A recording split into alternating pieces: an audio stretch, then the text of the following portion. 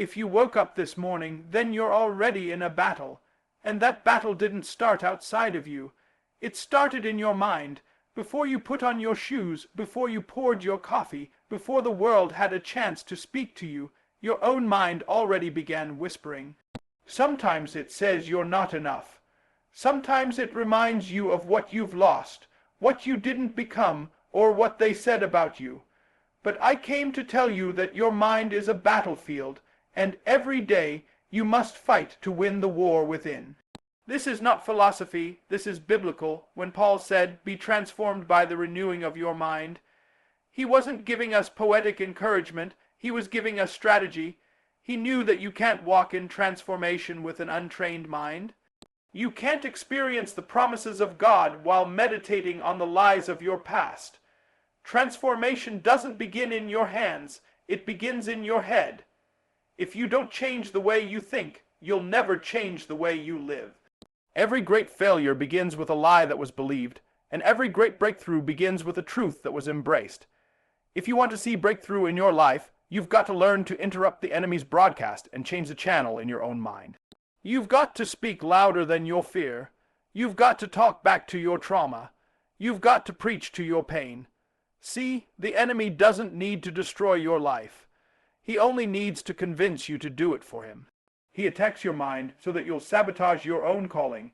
He plants doubt in your spirit so that you'll disqualify yourself before you even start. He doesn't come with fire and thunder. He comes in thoughts. He comes in subtle whispers that sound like your own voice. You're not ready. You're not worthy. You're too late. You're too broken. But let me tell you something.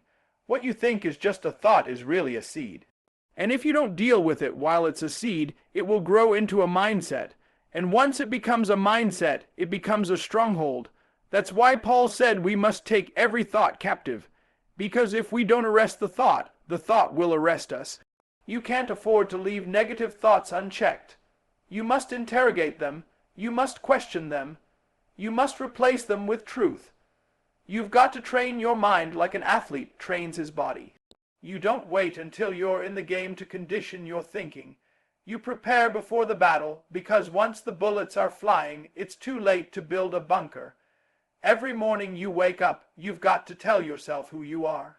Not based on what you feel, not based on what happened, not based on what they said, but based on what God declared. You've got to declare, I am chosen, I am called, I am enough, I am becoming, I am more than a conqueror. You say it even when your emotions disagree.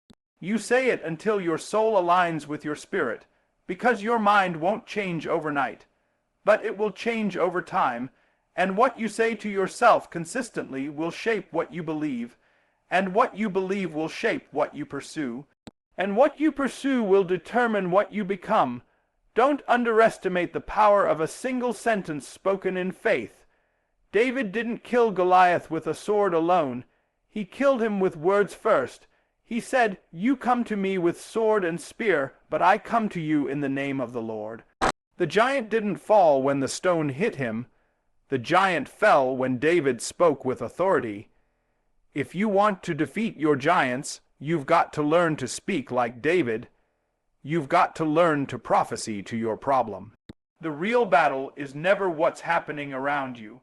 It's what's happening inside of you. The Israelites were free from Egypt, but they still thought like slaves. And because of their mindset, they wandered for 40 years. Not because they weren't called, but because they weren't ready in their mind. God can open a door, but if your mind is still in chains, you won't walk through it. You'll stay outside the promise, not because it's locked, but because you don't believe you belong inside. So how do you win the battle in your mind? You win it with discipline. You win it with truth. You win it by refusing to let fear drive the car. Fear may ride in the back seat, but it does not get to touch the wheel. You win by renewing your mind every day through prayer, through the word, through intentional declarations. You feed your faith and starve your doubt. You fight by reminding yourself of who you are, whose you are, and why you're here. Because every day is war, not with people, not with systems, but with your own thoughts, and if you can win the war in your mind, you can win the war in your life. Some people think that affirmations are just noise. They think it's hype, just a bunch of positive talk for people who can't handle reality. But let me tell you, they don't understand the power of speech. They don't understand the weight of a word spoken in faith. Because when you open your mouth and speak truth over your life, you're not just saying something. You're training your soul. You're educating your spirit. You're building a curriculum for your destiny. You can't grow beyond what you speak. You can't stretch into a future you're too afraid to name. That's why you must speak what you seek, even before you see it. Affirmation is not fantasy. Affirmation is foundation. It's the scaffolding of transformation. Every declaration you make in alignment with truth is a brick in the building of your new mind. And when you speak it daily, faithfully, with conviction, even when you don't feel it, you are educating your inner man for the life you were created to live. You've got to understand, the first classroom you ever sat in wasn't made of 4 walls and desks. It was the atmosphere of your upbringing, the voices around you, the words spoken over you. Some of you were raised under toxic teachers, voices that told you you'd never be enough, never be loved, never be anything. And you didn't know it then, but those words enrolled you in a course you never asked to take. They taught you to play small. They taught you to hide. They taught you to sabotage your own dreams before anyone else could. And now, years later, you're trying to live a life you weren't trained for. You're trying to believe in a future that contradicts everything you've been told about yourself. And that's why affirmation matters. Because when you speak truth over yourself, you're unlearning what life mistaught you. You're withdrawing from one school and enrolling in another. You're saying, I will no longer let the pain of my past teach me who I am. You see, you can't always control who taught you, but you can choose what you learn. And every time you affirm yourself with truth, you are retraining your reflexes. You are teaching your mind to expect purpose instead of punishment. You are educating your heart to anticipate joy instead of rejection. Because if you don't teach yourself differently, your wounds will become your professors. Your pain will become your syllabus. And the test will be whether you can live boldly while still believing lies about your worth. That's why God speaks before he moves. Look at Genesis, let there be light. He didn't build it before he said it. Because words precede creation. Words precede manifestation. And if you want to see light in your life, you've got to speak it before it shines. Affirmation is not empty. It is prophetic. You are not lying to yourself when you say, I am strong. While feeling weak, you are speaking to the potential within you. You are calling forth what is true in the spirit, even when it has not yet surfaced in the flesh. And don't let anyone shame you for speaking truth out loud. Some people are uncomfortable with your affirmations because they're still in bondage to their own silence. They haven't given themselves permission to speak life over themselves. So when they hear you doing it, they call it arrogance or delusion or self-obsession, but what they don't realize is you are healing yourself. You are taking responsibility for your mind. You are no longer waiting on someone else to call you chosen. You are stepping up and saying, I will educate my soul with truth until it believes again. Education is not just for the intellect. It is for the identity. You must teach yourself how to stand. You must teach yourself how to love again. You must teach yourself how to dream again, and teaching requires repetition. That's why you don't affirm yourself once and stop. No, you say it daily. Because the mind needs review, the heart needs repetition. Faith comes by hearing, not once, not occasionally, but hearing and hearing and hearing. You've got to wake up and say, I am not what happened to me. I am not my failures. I am not my fears. I am not what they said. I am what God spoke. Because if you don't say it, the old voices will say it for you. If you don't fill your mind with truth, it will be filled with trauma, and you cannot build a future on the rubble of self-hate. You must educate yourself in truth, line by line, word by word, until the lies no longer fit. You are the teacher and the student of your own growth, and your daily affirmation is your daily lesson plan. Speak it until your soul learns to stand up straight. Speak it until shame has no room to sit in your heart. Speak it until every voice of fear gets drowned out by the voice of faith rising up inside you. You are not just speaking, you are shaping. You are not just declaring, you are developing, because affirmation is not hype. It is education for your elevation. One of the greatest revelations you can ever receive in this life is the understanding that who you think you are shapes everything you do. Identity is not some abstract concept reserved for the philosophers and psychologists. It is the engine of every decision you make.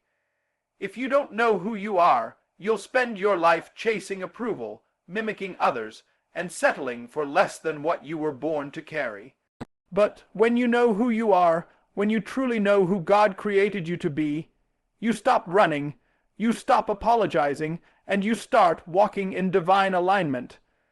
You don't need a new situation. You need a new self-perception. Because when your identity is confused, your vision becomes blurred. Your destiny suffers not because the opportunity isn't there, but because your internal compass is broken. You cannot walk into a future you don't believe belongs to you. You cannot seize a blessing you don't think you're worthy of. That's why the enemy doesn't attack your bank account first. He doesn't attack your body first. He attacks your identity. Because if he can convince you that you're nobody, he knows you'll forfeit everything without a fight. The enemy didn't challenge Jesus' power in the wilderness. He challenged his identity. If you are the Son of God. See, the attack was not about miracles or ministry. It was about who he was. Because if you doubt who you are, you'll misuse what you have. You'll bend your life around insecurity, you'll shrink in the presence of greatness, you'll sabotage good things because deep down you don't believe you deserve them. That's why God is not just trying to give you direction. He's trying to restore your reflection. He's trying to show you who you are in him. Because identity isn't something you invent. It's something you discover. And the deeper you go in God, the clearer your reflection becomes. The more time you spend in his presence, the more your purpose begins to unlock. Because you were made in his image, not the image of your trauma, not the image of your mistakes, not the image of your critics. You were stamped with heaven's signature.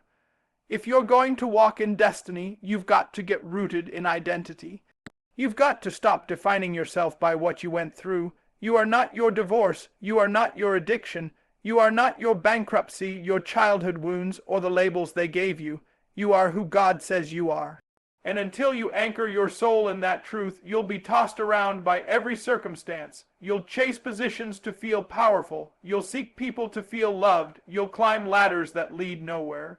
When you don't know who you are, you give people too much power. You hand them the pen and let them write your worth in temporary ink. You ask others to validate a vision they were never called to carry.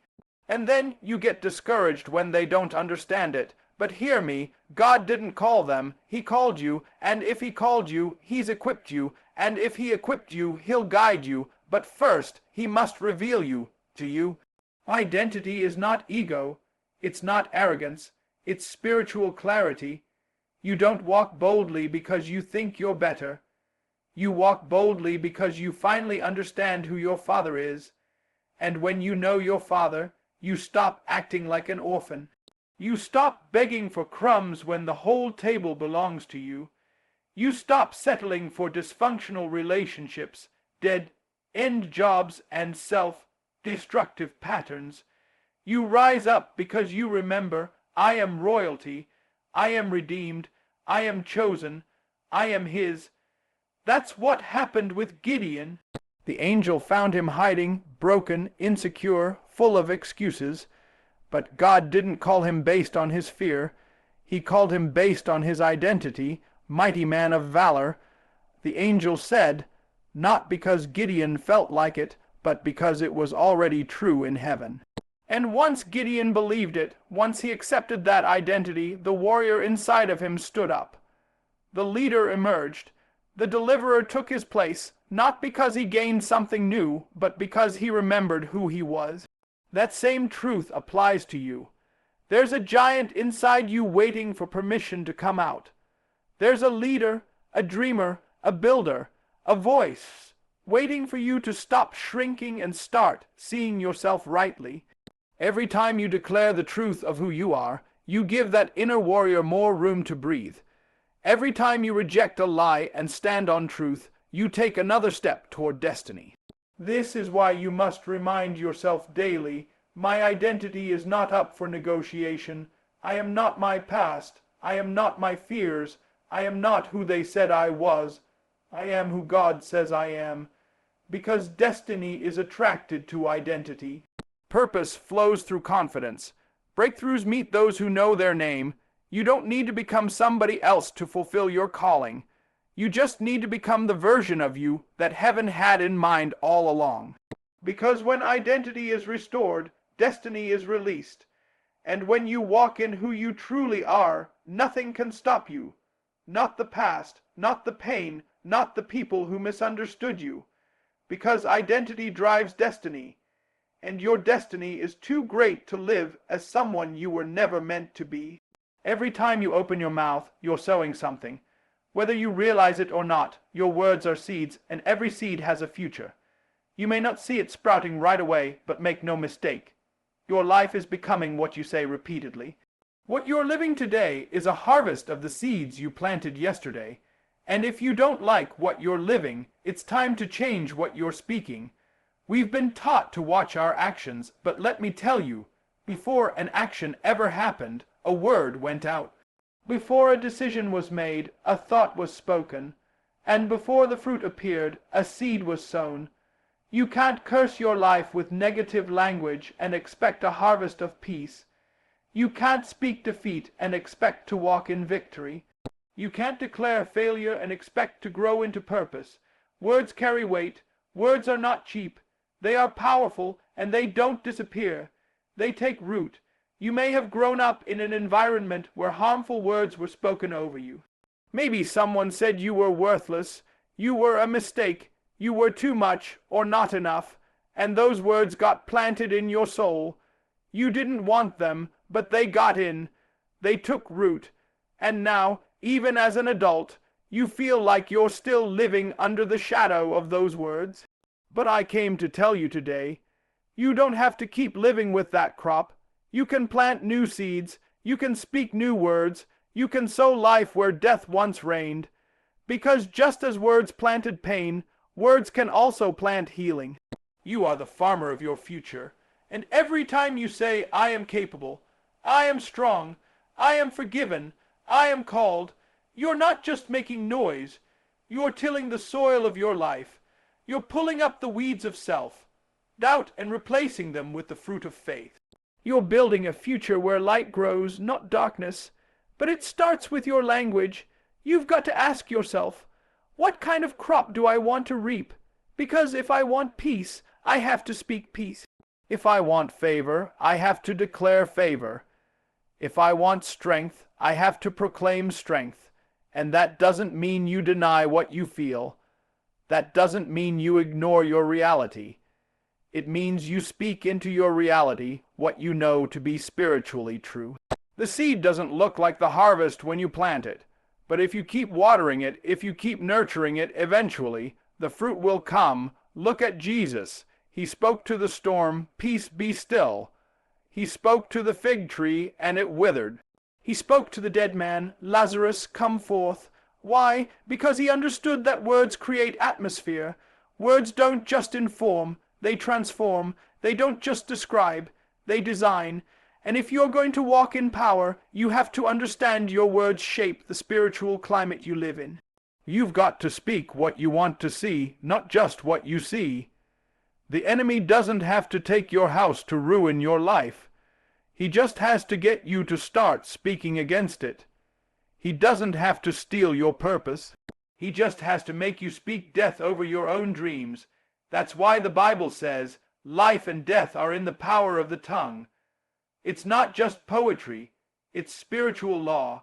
Your mouth is a tool, and if you misuse it, you'll wreck the very thing you were trying to build. Some of us are stuck not because we lack talent or anointing, but because we have a toxic tongue. We bless God in worship, but curse ourselves in private. We shout on Sunday, but say, "I'm not good enough," on Monday. And then we wonder why we feel powerless. The truth is, you cannot grow faith in soil where fear is constantly being planted. You can't expect fruit in a field you keep poisoning with your own mouth. This is not just about positive thinking. This is about spiritual discipline. Just like you train your body, you must train your tongue. You must teach it how to speak faith when fear is loud. You must teach it how to declare hope when despair wants to dominate. You must teach it to line up with the Word of God even when your emotions are all over the place, because your tongue is a steering wheel. James said it can turn the whole ship, and if you don't control it, your life will drift. Not because of the winds, but because of your own words. You've got to wake up and sow on purpose. Speak over your children, speak over your mind, speak over your finances, speak over your business, speak over your body. Don't just let words happen. Be intentional. Create a habit of speaking truth every day. Build a vocabulary of victory. And when the enemy tries to plant lies in your field, dig them up. Replace them with the Word of God. Remind yourself, I am fearfully and wonderfully made. I am more than a conqueror. No weapon formed against me shall prosper. I can do all things through Christ who strengthens me. Keep sowing, even if you don't see results right away. Keep speaking, even when it feels dry. Seeds grow underground before they ever show up above it. But if you're faithful with your words, the harvest will come. And when it does, you'll look back and say, this blessing didn't show up overnight. It was born in my daily declarations. Because words are seeds, and if you sow truth, you will reap transformation. Too many people live their lives like they're just characters in someone else's story. They let circumstances write their chapters. They let mistakes define the plot. They wait for others to give them permission to be great or even to be happy. But I came to remind you today that you are not a supporting actor. You are the author of your story. You hold the pen. The ink is in your hands, and every day you get to decide what the next page will say. The truth is, life isn't happening to you as much as it is happening because of you. Your thoughts, your choices, your words, they all write your narrative. You can't control every event that comes your way, but you can control your response. And your response, over time, becomes the theme of your life. Are you writing a story of resilience, of courage, of purpose? Or are you letting fear, doubt, and regret scribble over your pages? Some people are stuck rereading old chapters, stuck in the pain of past failures, in the hurt of broken relationships, in the shame of missed opportunities. But God is a God of new beginnings. Every morning when you wake up, you get a new page, a blank slate, a fresh chance to rewrite your destiny. You don't have to be defined by yesterday. You don't have to carry the weight of old wounds. You can write yourself a new ending, but it starts with taking ownership. When you understand that you are the author, you take responsibility, not blame. Responsibility. That means you stop blaming the system, the economy, your upbringing, or other people for the direction your life is taking. Yes, those things influence you, but they don't have the final say. You have the power to decide how you let them affect you. You can write yourself out of victimhood and into victory, but it requires intentionality. It requires courage. It requires discipline. Writing your story means choosing your thoughts carefully because thoughts are the seeds of your actions. If you keep writing in your mind that you're not enough, that you're weak, that you're stuck, guess what? Your actions will follow that script. But if you rewrite your inner dialogue telling yourself, I am strong, I am capable, I am worthy, your actions will begin to reflect that truth. Change the story in your head, and you change the story of your life. And remember, writing a story isn't about being perfect. It's about being authentic. It's about being willing to write through the pain, to add the twists and turns that make your story real. Everyone encounters obstacles and setbacks. The difference between those who live defeated and those who live victorious is that the victors choose to keep writing. They refuse to let one bad chapter dictate the whole book. They turn the page with faith, with hope, with determination. You also get to choose the genre of your story. Will it be a story of fear or faith, of failure or triumph, of bitterness or forgiveness? The pen is yours. You decide. And the beautiful thing is that you don't have to write it alone. You can ask God to be your co-author, your guide, your inspiration.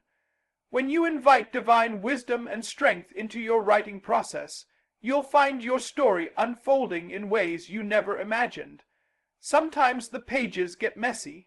Sometimes the ink smears and it feels like there's no way to fix the mistakes.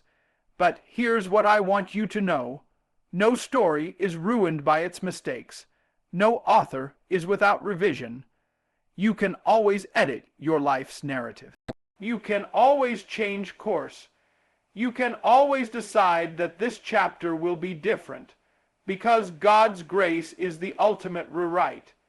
It's the power that turns despair into hope, failure into success, and endings into new beginnings.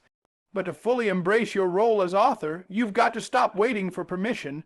You've got to stop waiting for the right time or the perfect conditions. There is no perfect time, there is only now. This moment, right here, right now is your opportunity to pick up the pen and start writing with intention. Start telling yourself the truth about who you are and who you're meant to be. Start making choices that align with that truth. Start living like you are the creator of your own destiny. Your story is a gift, not just to you, but to the world. Your story carries lessons, encouragement, and inspiration that no one else can give. The unique way you've survived, the wisdom you've gained, the victories you've won, they are the words that will inspire others to keep writing their own stories. So don't underestimate the power of your narrative. Don't downplay the influence your life can have. When you see yourself as the author, you take control. You refuse to be defined by what others think or say. You refuse to be trapped by your circumstances. You write with boldness and creativity. You dare to dream bigger, to hope stronger, and to love deeper. You create a legacy that will outlive you because stories have power. They transcend time, they inspire generations, and they change lives. So I challenge you today, take the pen, own your story, write it with courage, write it with faith, write it with hope. Don't let anyone else hold your pen or try to write your life for you. You are the author, and your story is waiting to be told, full of possibility, full of promise, and full of victory. So now you stand at the crossroads of your own life, the place where the voice inside you meets the power inside you. These 9 truths are not just words to whisper once and forget. They are the daily declarations that will shape your mind, transform your spirit, and unlock the door to the life God has already prepared for you. Remember, greatness doesn't come by accident. It comes by choice. The choice to speak life over yourself, to see yourself through God's eyes, and to walk boldly into the purpose that only you can fulfill. Every morning when you wake up, tell yourself these truths. Let them settle deep in your soul. Let them be the foundation on which you build your day. When doubt tries to sneak in, when fear wants to whisper lies, when the storms of life threaten to overwhelm you, return to these words. Speak them out loud. Write them down. Believe them with every fiber of your being. Because your words are the seeds of your future, your identity is the anchor of your destiny, and your story is waiting to be written in bold and beautiful script. So go forward now, not as someone waiting for permission, not as someone afraid of the journey, but as a warrior, a conqueror, a child of God who knows that the best is yet to come. This is your time. This is your moment. Speak life, walk in truth, and watch as God moves mountains to make your dreams a reality. You were made for more. You were created for greatness. And it all begins with what you tell yourself every single day. Amen.